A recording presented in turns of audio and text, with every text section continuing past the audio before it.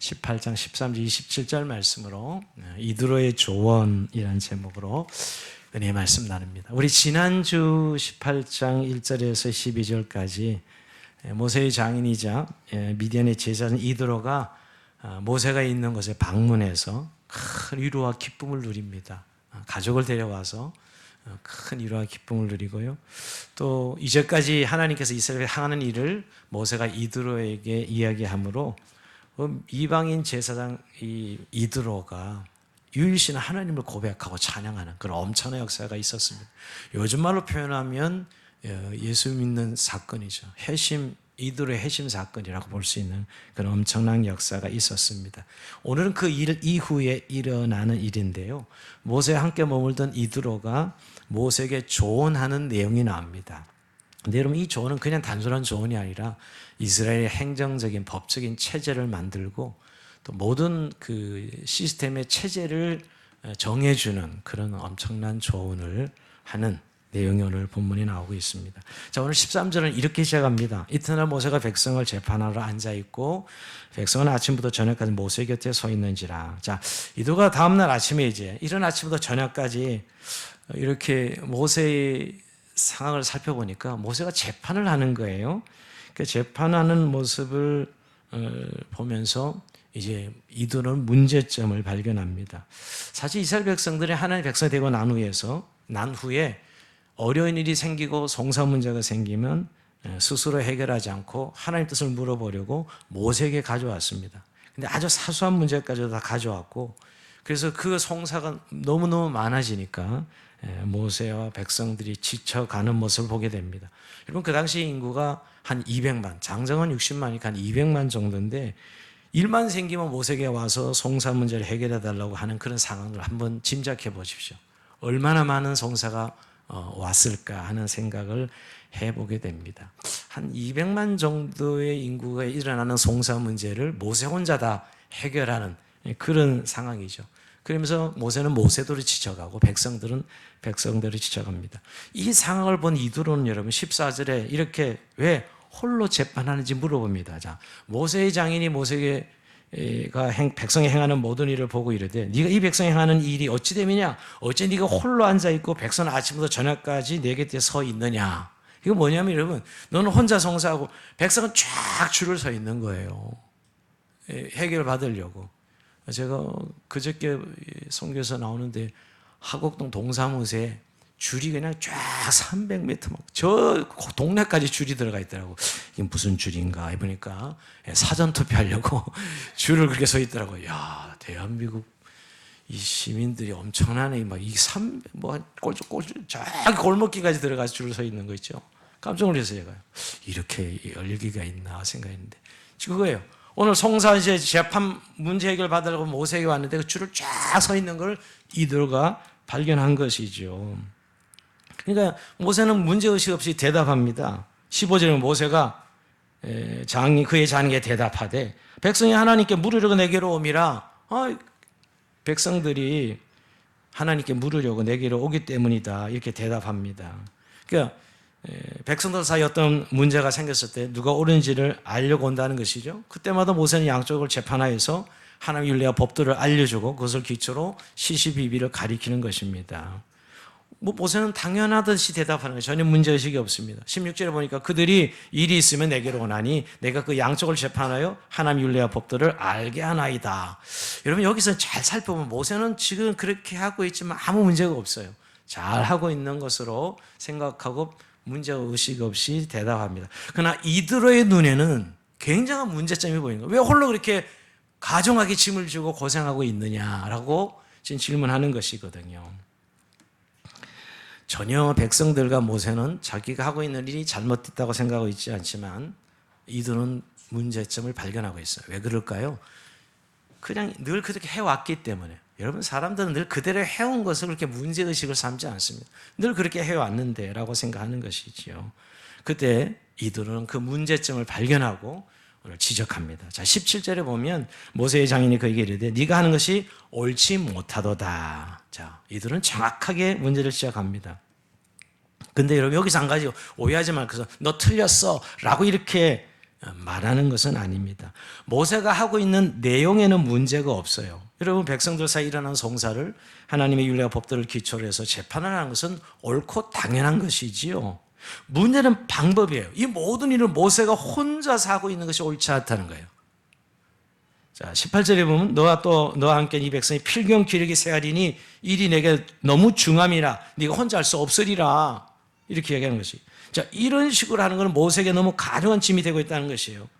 그리고 물론 재판을 기다리는 백성들도 기력이 세할 것이니 모세도 지치고 백성들도 지칠 것이라는 것이죠. 혼자 이 일을 감당하기는 너무 과중하다라는 것이에요.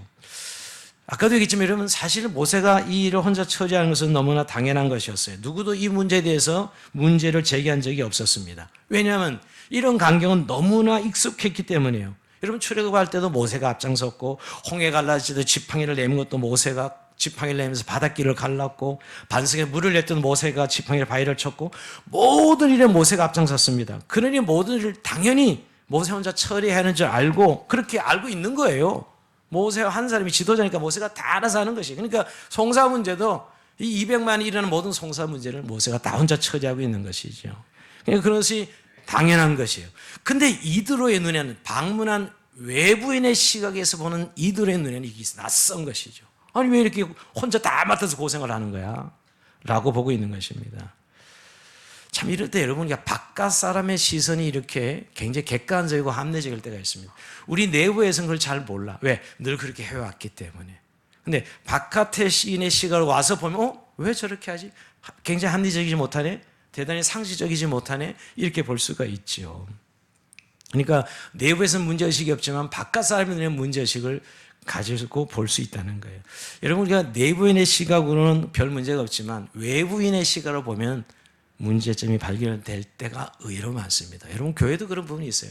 새신자가 오면 사실은 새신자가 무슨 신앙에 대해서 잘 알고 우리에 대해서 모르지만 그냥 자기 일반적인 상식의 관점에서 이 교회를 볼 때 이건 왜 이러지? 하는 것들이 있어요. 그래서 저는 꼭 새신자가 오면 첫 소감을 늘 물어봅니다. 뭐 어떤 분위기나 이런 것을. 그러니까 바깥에서 와서 보는 분들은 어떤지. 그게 다 옳다는 이야기는 아니에요. 그런 시각이 있다는 거예요. 근데 오늘 이 이들의 눈에는 이게 너무 문제를 가지고 있는 그런 상황을 본 것이지요. 근데 여러분, 이들가 이제 이 문제를 보고 조언을 시작하는데, 먼저 지금까지 하던 모세의 일을 우선 인정하는 데서 시작합니다. 자, 19절에 보면 여러분, 이제 내 말을 들으라. 내가 네게 방침을 가르치리니 하나님이 너와 함께 계실지라. 너는 하나님 앞에서 그 백성을 위하여 그 사건들을 하나님께 가져오며 그들에게 율례와 법들을 가르쳐서 마땅히 갈 길과 할 일을 그들에게 보이고. 자, 먼저 여러분, 조언을 시작할 때 지금까지 해온 것처럼 백성들 가운데 일어난 사건들을 하나님께 가져오게 하고 그들에게 율례와 법들을 가르쳐서 그들이 마땅히 갈 길과 할 일들을 보여주라는 것이에요. 이건 지금까지 모세가 하던 일 그들을 인정해주고 있어요. 그러니까 지금까지 모세가 백성들의 재판을 하는 일을 그들을 인정해주고 그대로 하라는 것이지요. 지금까지 한 것처럼. 그러니까 방법을 사실 문제 삼은 것이지 내용을 문제 삼은 것은 아니에요. 여전히 재판의 기준은 하나님 앞에 나오게 하고 그 하나님의 법과 율례를 따라서 갈 길을 보여줘라, 이렇게 합니다. 그러니까 참 이드로는 굉장히 지혜로운 조언자예요. 그러니까 무조건 틀린 것부터 잘못된 것부터 이야기한 것이 아니라 지금까지 한 일로서 인정해주고 있어요. 지금까지 모세가 그렇게 힘들게 일한 것에 수고를 인정해주고 있다고요. 그리고 또 잘하고 있다, 지금까지 잘했다라고 인정하죠. 그러고 나서 이제 조언을 본격적으로 하고 있습니다. 우린 조언한다 그러면 그냥 바로 안 된 것부터, 못하는 것부터, 단점부터 이렇게 이야기를 시작하는 분들이 꽤 많죠. 지금까지 그 사람이 참 수고가 했었는데 그건 하나도 그냥 인정하지 않고 뭐가 잘못되고 뭐가 안 되고 이런 것들만 먼저 이야기하는 분들을 꽤 보게 됩니다. 저건 지혜로운 조언자가 아니죠. 근데 오늘 이드로는 여러분 굉장히 지혜로워요. 우선 네가 하고니 참 옳고 방향도 다 옳다. 그리고 그 정말 하나님께 나오기 위해서 하나님이 율례 법도로 그대 나갈 길을 가르치는 건 너무나 잘했다 하고, 이제 그렇지만은 네 혼자 짐을 지고 너무 가중하게 짐을 지고 있다. 이제 본격적인 자기가 조언할 것을 조언하지요. 여러분, 우리가 남에게 조언할 때 조심할 것은 상대방의 마음의 문을 닫게 하는 분들이 있어요. 참 좋은 이야기 해주는데도 바로 그냥 문제점부터 지적하고 들이대면 사람은 그냥 자연 본능적으로 문을 닫게 돼요. 마음 문을 닫게 되고 상처를 받아요. 그냥 아무리 좋은 이야기 조언을 해서 안 듣습니다, 여러분. 오늘 이드로는 오늘 참 지혜로운 조언자예요. 먼저 인정해주고 지금 한 거 수고를 인정해주고 칭찬해주고 그리고부터 이제 본격적인 조언을 21절부터 합니다. 근데 여러분은 이제 21절 조언의 내용은 한마디로 얘기하면 이스라엘 이 공동체의 산업을 세우고 조직화해서 시스템으로 일할 것을 조언하는 겁니다. 한마디로 하나의 이 체계, 어떻게 보면 행정 체계를 만들고 그 안에 사람을 세워서 일을 분담하게 하는 내용을 골자로 하는 조언을 합니다. 사실 여러분 이 조언의 내용이 3,500년 전인데 모든 군대 조직, 모든 그 행정 조직이 다 이거에 따라 만들어지고 있는 것이 지금 현실이에요. 한마디 이들의 조언이 지금 우리 모두의 조직의 원리가 되어 있어요.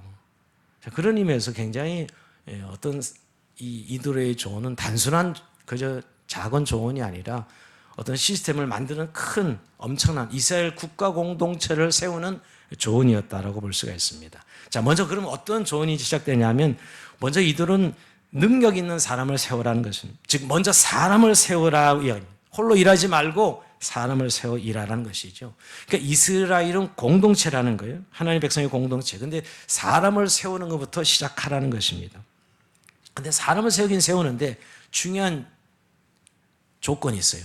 능력 있는 사람을 세워라. 자, 21절 볼까요? 너는 온 백성 가운데서 능력 있는 사람들 곧 하나님을 두려워하며 진실하며 불의한 이익을 미워하는 자를 살펴서 백성 위에 세워 천부장과 백부장과 50부장과 10부장을 삼아. 자, 이제 사람을 세우되 무슨 능력 있는 사람을 세워라 라고 얘기합니다. 아무나 세우는 것이 아니에요. 능력 있는 자. 요새 대통령 선거 하나 방송을 많이 듣다 보니까 다 능력 아주 강조하는데요. 오늘 성경에도 보면 어쨌든 능력 있는 자를 세우라고 이야기합니다. 근데 그 능력 있는 자가 근데 우리가 생각한 능력이 아니에요. 우리가 흔히 능력 그러면 스펙, 능력의 학벌, 우리가 말하는 어떤 쉽게 하면 행정적인 어떤 능력 이런 것들을 생각하는데 오늘 성경에서 말하는 능력은 여러분 세 가지로 이야기하고 있어요. 오늘 이 21절에 보면 우선 하나님을 두려워하며 이게 능력이에요. 두 번째 진실하며 세 번째 불의한 이익을 미워하는 자 이렇게 세 가지 조건을 말씀하고 있습니다. 이거 정말 여러분 결국 공동체는 사람이고 결국 세운다는 의미가 우리가 조직한다 그러면 약간은 이렇게 기계적인 생각인데 사람을 세우는 거거든요. 근데 어떤 사람이냐 그게 중요하다는 거예요. 하나님을 두려워하는 사람을 세워야 된다는 것입니다. 이건 여러분 세상을 두려워하거나 사람을 두려워하는 자가 되면 안 된다는 것이에요. 오직 하나님을 두려워하는 자를 리더로 세우라는 것이죠. 여러분 교회 일꾼을 세울 때 사람을 원하는 사람의 요구에 따라 세울 때가 많습니다. 근데 항상 문제 생겨요. 교회는 사람에 휘둘리게 되죠. 사람의 요구에 따라 사람을 세우면 사람에게 휘둘리게 되죠. 그런데 여러분 하나님을 두려워하는 자, 하나님 뜻을 알고 하나님의 뜻대로 행하는 사람이 됩니다. 여러분 사람을 기쁘게 하는 것이 일꾼이 아니라 하나님을 기쁘시게 하는 것이 하나님의 일꾼이죠. 저는 요새 한국교회 이런 문제들을 살펴보면 다 너무 사람의 요구에서 지도자를 세운 거예요. 사람들의 필요에 따라 정말 그러니까 사람들이 휘둘리게 되고요. 근데 하나님을 두려워하는 사람은 하나님의 뜻을 구하죠. 여러분 갈라디아서 1장 10절에 보면 바울은 이런 말씀을 합니다. 내가 사람들에게 좋게 하랴 하나님께 좋게 하랴 사람들에게 기쁨을 구하랴 내가 지금까지 사람들에게 기쁨을 구하였다면 그리스도의 종이 아니니라. 대단히 좀 극적인 표현인데 여러분 사람을 내가 구하랴 하나님을 구하랴. 여러분 교회 일꾼은 하나님을 구하는 자 하나님을 두려워하는 자에 되지요. 사람들의 기쁨이 아니라 하나님께서 기뻐하시는 일을 하는 사람 그분이 그리스도의 종이고 하나님의 일꾼. 먼저 하나님을 두려워하는 자를 세우라는 거예요. 두 번째는 진실한 자입니다. 여러분 진실한 자는 어떤 걸까요? 우리가 굉장히 추상적으로 생각할 수 있는데 정직하고 거짓이 없는 사람이지요. 근데 저는 좀 적용을 해보면 진실한 사람은 처음과 중간과 마지막이 한결같아서 믿을 수 있는 사람, 믿고 맡길 수 있는 사람을 뜻한다고 생각합니다. 당연히 여기서 한결같으면 부정적인 의미의 한결같음이 아니라 어떤 분은 한결같다는 걸 굉장히 부정적으로 이해하더라고요. 맨날 술에 술 타는 물에 물 타는 그냥 그저 그런 사람. 이 아니고 긍정적인 의미에서 한결같은 거. 신실함이죠 여러분. 뭔가 인간적인 능력이 부족하여도 꾸준하게 성실하게 그 일을 해나가는 사람. 여러분 참 저는 이런 의미에서 이 진실함이 요구되고 있어요. 어떤 교회에서 직분을 맡을 때 가장 중요한 건 꾸준함과 성실함이죠. 왜냐하면 때로 우리가 시간 속에 살다 보면 어려움도 생기고 상황이 바뀌지만 그때도 변함없이 그 일을 초심일치하고 해나가는 사람, 진실한 사람입니다. 우리 시간이 사람을 변화시켜 나갑니다. 세상 말로 시간에 장사가 없다 그러는데 뭐든지 익숙해지면 매너리즘에 빠지고요.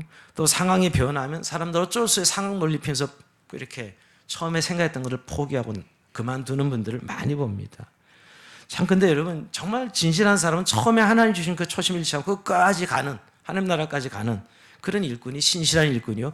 그게 진실한 자죠. 그래서 오늘 진실한 자를 세우라고 합니다. 세 번째는 불의한 이익을 미워하는 자라고 말씀했는데요. 직분을 맡으면 항상 불의한 이익에 대한 유혹이 있습니다. 항상 공동체에는 이 유혹이 늘 있어요. 여러분 이스라엘의 재판인데 이 송사 문제가 더 그랬을 것입니다.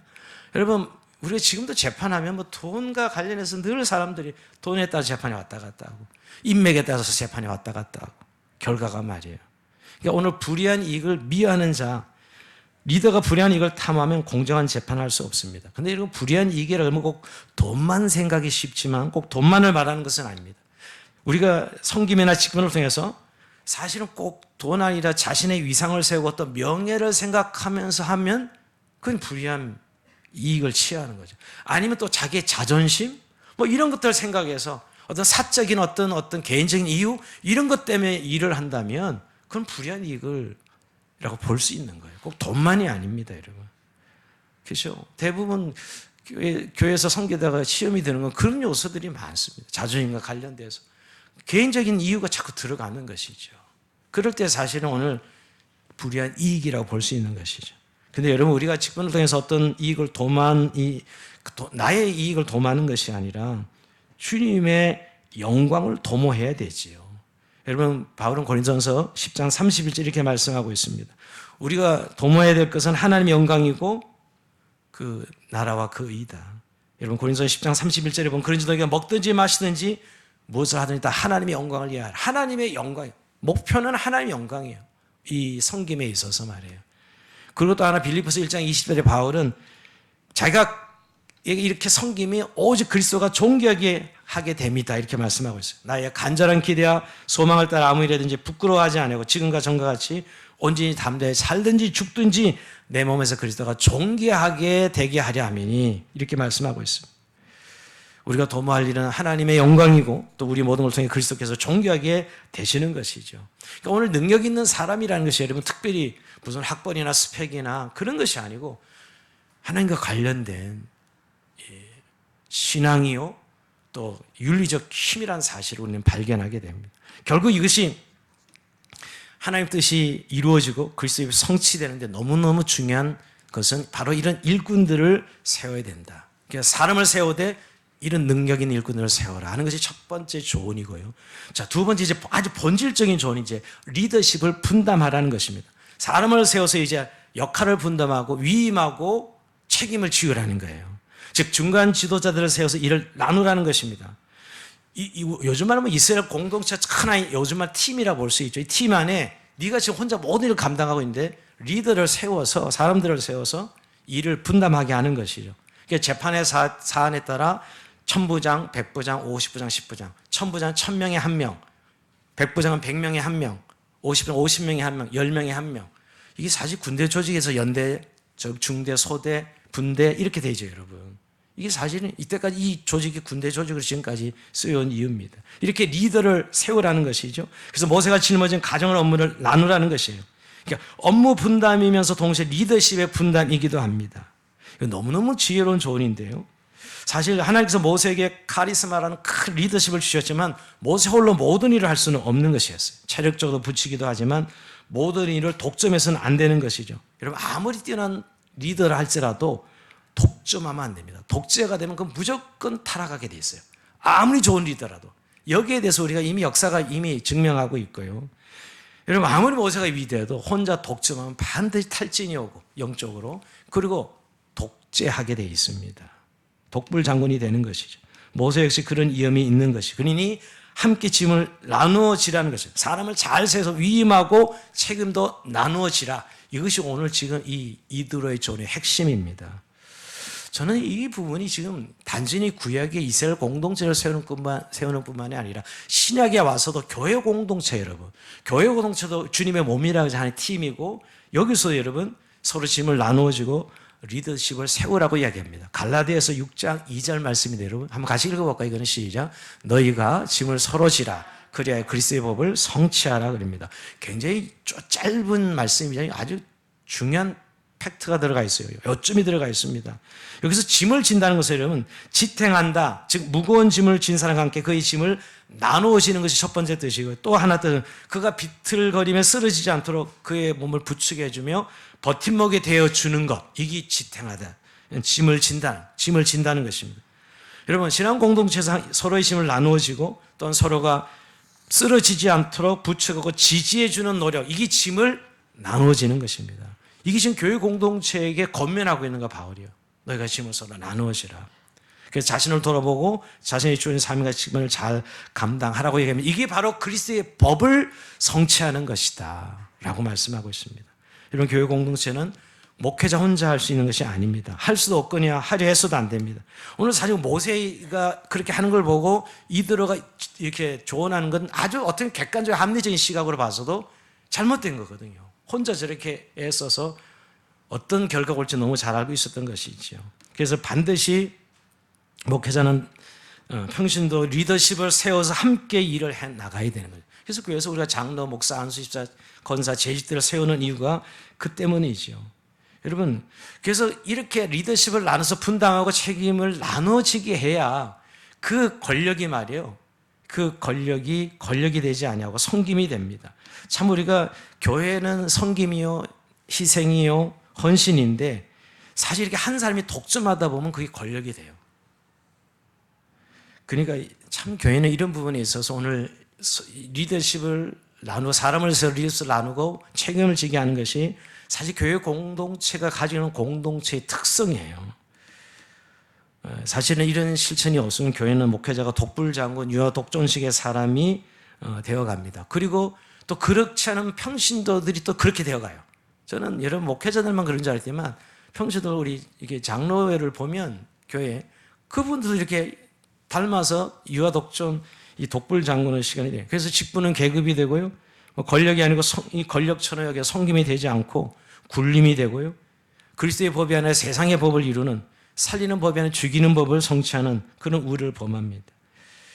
여러분 교회 공동체에서 우리가 이 오늘 리더십을 사실을 분담하고 책임을 지우는 것은 교회 공동체가 건강하게 성장하는 일이 아주 중요하다는 사실이에요. 교회가 건강하고 교회가 성숙되려면 반드시 이런 리더십을 서로 공유하고 나누어야 된다는 거예요. 서로 짐을 나누어져야 된다는 사실을 우리가 깨닫게 됩니다.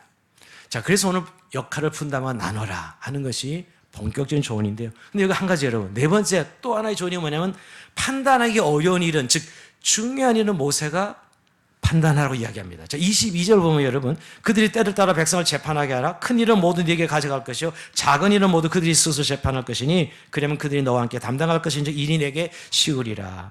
자, 모세가 중간 이들을 세웠어도 도저히 모세가 아니하고는 해결되지 않은 문제들이 있죠. 그런 건 모세가 해결해야 돼요, 여전히. 그러나 적은 일들은 다 50부장, 1000부장, 100부장, 10부장들이 해결하도록 하는 것이지요.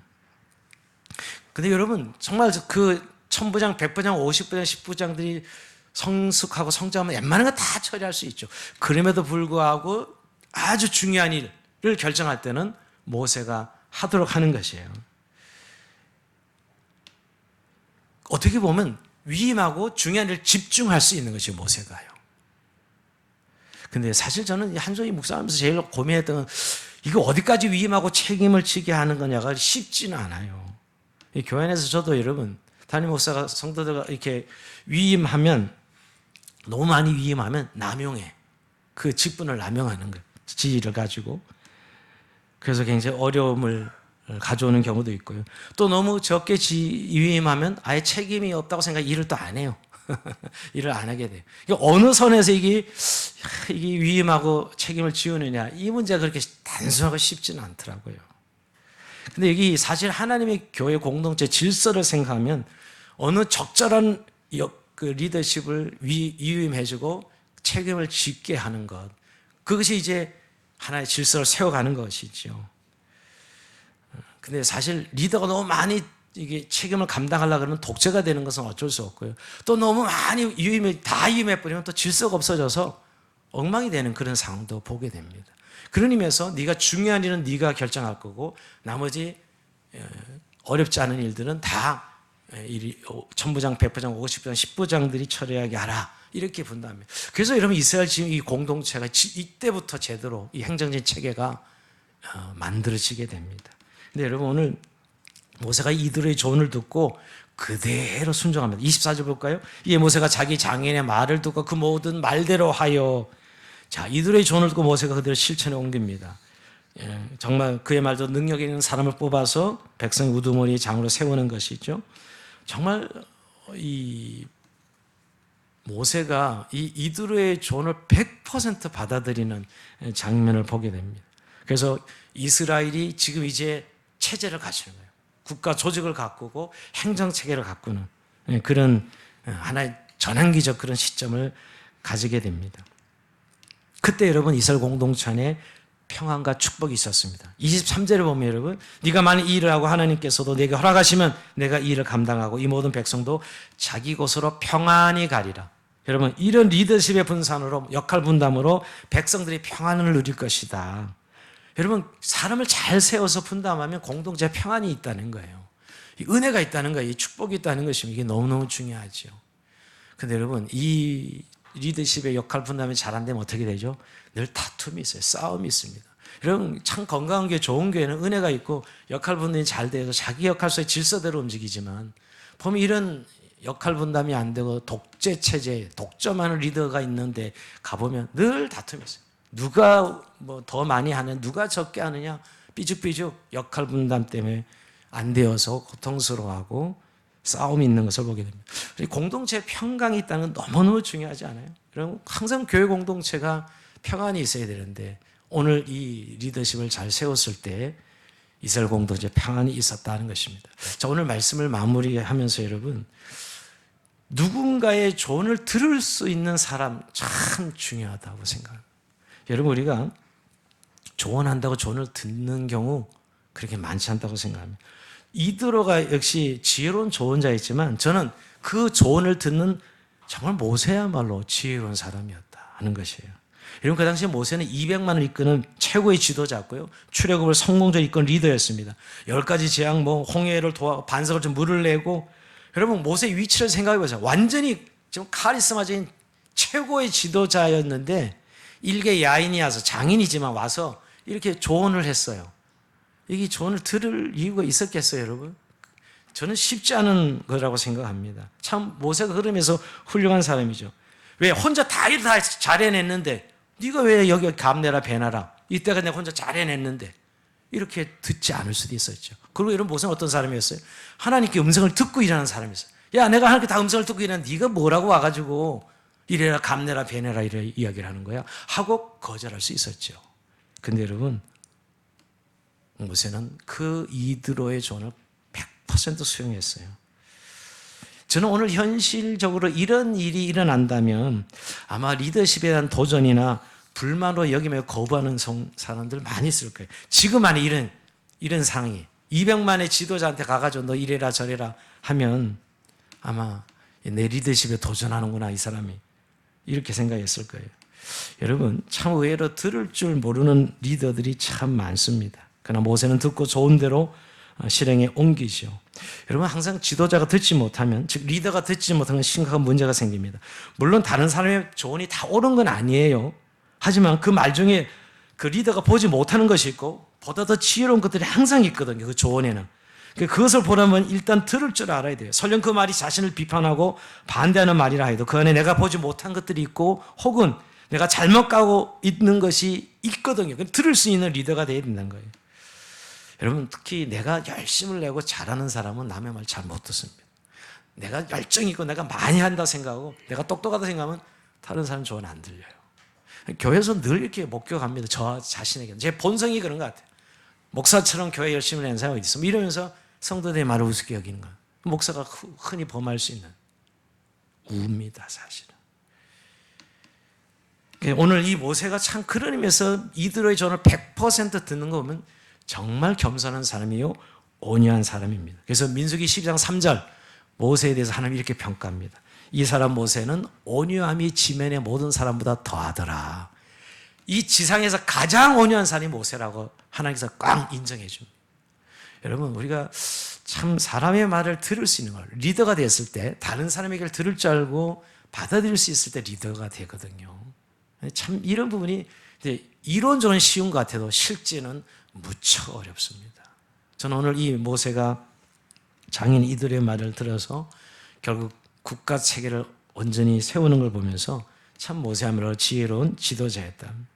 그러면 여러분, 성경은 귀 있는 자는 들을지어다. 듣는 것에 대한 강조를 엄청 합니다. 여러분, 들어서 여러분 구원받았어요. 그렇죠? 들어서 믿음이 생기고요. 근데 이게 듣지 못하면 그럼 아무것도 생기지 않는 것이죠. 우리가 서로의 말을 존중하고 잘 들을 수 있는 것, 그것이 공동체 리더가 해야 될 중요한 일이라고 생각합니다. 또 한 가지 더 우리가 결론적으로 교훈을 생각하면 이 분담의 리더십을 통해서 공동체의 은혜가 흘러가게 해야 됩니다. 여러분, 이건 사실 단순히 우리가 어떻게 보면 조직하는 건데, 조직은 기계적이고 우리는 좀 딱딱하고 어떤 시스템을 생각합니다. 그러나 여러분, 교회 공동체, 이렇게 교회 공동체 안의 조직은 여러분 은혜를 흘러가게 하기 위한 목적이 있어요. 그 안에는 내면적으로 은혜가 흘러가는 것입니다. 저는 모세가 만약에 그렇게 혼자 다 하다가 그가 탈진이 오고 지치면, 그게 문제가 생기면 은혜 이스라엘 공동체 끊어지는 거죠. 하나님의 은혜가 끊어지는 거예요. 그러니까 중간 지도자를 세워서 분담하고 그들로 하여금 다 이 은혜가 흘러가도록 만들어주는 것이죠. 이게 분담과 위임의 중요한 내용입니다. 결국 영적인 교회 공동체의 이 분담과 위임은 여러분 풍성한 은혜를 누리게 하기 위함입니다. 근데 참 이 공동체 질서에 대해서 우리는 그냥 교회 직분을 너무 시스템을 운영하기 위해서 조직이지 뭐. 그래서 거기 은혜를 보지 못하는 분들이 의외로 많더라고요. 여러분, 사실 우리가 이 리더십을 세우는 것은 이렇게 지도자를, 사람을 세워 다 그 리더십에 맞는 역할을 감당하게 하는 것은 결국 하나님의 은혜를 나눠주게 하는 것이에요. 여러분, 지난번에 한번 살펴 베드로전서 4장 10절에 보면 이런 말씀이 나옵니다. 각각 은사를 받은 대로 하나님의 여러 가지 은혜를 맡은 선한 청지기 같이 서로 봉사하라. 여러분, 은혜를 맡은 선한 청지기? 여러분, 은혜를 하나님 주시는 건데 은혜를 맡은 청지기라고 이야기하고 있어요. 이게 뭘까요, 여러분? 결국 사람을 세워 사람들이 은혜를 흘러가게 하는 통로가 되거든요. 너무너무 중요해요. 그 교회가 건강한 교회냐? 그것은 얼마나 많은 리더들이 잘 세워져서 이 역할을 하느냐예요. 그러면 건강한 교회고 성숙한 교회죠. 그렇지 않은 교회는 그냥 거기에 머물러 버리면 한 사람을 리더 아래서 그냥 늘 한 사람의 영웅을 만들어 놓고 네가 다 해, 박수 쳐주고, 이런 교회 공동체는 아주 미성숙한 교회입니다. 늘 그 자리에 머물러 있는 교회예요. 그리고 늘 싸움이 있고요. 우리가 참 이런 부분에서 우리의 영적 삶이 여러분 교회 공동체에서 이루어지잖아요. 근데 저는 교회에서 이런 은혜, 우리 한국 분들은 신앙생활하면서 하나님께 직통 좋아하는 것 같아요. 그러니까 물론 하나님으로 우리가 개인적인 은혜를 공급받죠, 여러분. 근데 하나님이 공동체를 통해 은혜를 계속 흘려보내고 서로에게 은혜를 나누게 하는 이런 중요한 공동체 요소가 있다는 사실을 기억해야 돼요. 우리나라 성도님들의 칼라가 너무 하나님과 직통하는 이런 개념이 강해서 공동체에 잘 안 들어오고 공동체에 대한 소중함을 잘 인식하지 못하고 교회 생활합니다. 그러니까 오늘 교회가 이렇게 된 거거든요, 사실은요. 정말 공동체 안에 하나님이 흘러가게 하는 이 은혜는 결국 이런 오늘 리더십의 역할을 분담하고 나눈 데서 일어나고 있는 거예요. 정말 건강한 게 어떤 교회냐? 정말 은혜가 있는 게 어떤 교회냐? 바로 이런 리더십 역할을 분담하고 나눌 수 있는 그런 교회가 바로 건강한 교회죠. 여러분, 우리가 사도행 6장에 가보면 일이 일어났잖아요. 사도행 6장에 가면 그 성령 충만한 초대교회 문제가 생깁니다. 왜냐하면 히브리파 가부들과 헬라파가들이 다투고 싸워요. 구제 문제로 야 네가 왜 니네가 많이 가져가냐 이렇게 싸우죠. 여러분, 그때 사도들이 어떻게 문제를 해결하냐면 구제가 잘못된 건 아니에요. 그 구제 일을 다 사도들이 감당해가지고 교회가 이제 이 은혜가 막힌 거예요. 구제하는 일에 너무 전념하다 보니까 사도들이. 그래서 어떻게 해결하죠? 구제를 중단하는 게 아니라 구제할 수 있는 7 집사를 해서 다 구제를 맡기고 그 사도는 말씀 전하고 기도하는 일에 전무하죠. 그때 교회가 말씀이 왕성해지고 교회가 부흥했어요. 똑같은 원리라고 생각합니다. 여러분, 조용한 교회는 정말 이런 평신도 리더십이 잘 세워지고 이런 역할 분담과 책임이 나눠지는 그런 공동체입니까? 그럴 때 우리가 그 안에서 건강한 성도, 건강한 신앙생활, 건강한 교회가 될 수 있고요. 또 우리가 계속 성장하고 잘할 수 있다는 사실을 기억하시고, 여러분 오늘 이 말씀을 통해서 우리가 개인적으로 좋은 일꾼이 되고 서로 짐을 나누어지고 또 각자가 서로 짐을 나눠서 리더를 세우는 교회가 되어서 더 아름다운 교회, 또 은혜가 풍성한 교회가 되는 그런 은혜가 누리는 저와 여러분 삶이 되길 주의 이름으로 축원드립니다. 자, 우리 찬송하면서